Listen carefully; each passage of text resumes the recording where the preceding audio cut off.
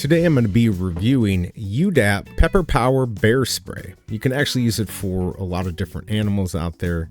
It's meant to be sprayed in their face. It's completely legal. It's 2% capsaicin, I believe is how you say it. It has a very big fog that will come out of here very fast. So you spray it towards the animal's face, and the sound that this makes and the fact that they're going to get this in their face is going to make them run away. Of course, prevention is more important, so having something like a horn and some bear bells is a great way to deter making noise while you're walking along a path and hiking.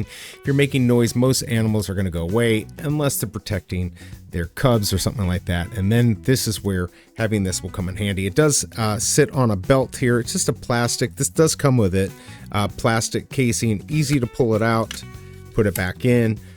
When I went around hiking, I just carried it like this. This piece has to come out or it won't work. You can't press it down. It's a safety feature, but I just walked around with this ready to go. I don't want to take a chance, although I never even ran into a bear in Colorado, so it was pretty safe. This does pretty well. It gets 4.7 stars with over 1,400 ratings. It's hard to find these with a ton of ratings because not, that many people buy these. 200 of the single ones in September of 2025, 200 of the single units here were sold. These do come in a 2-pack.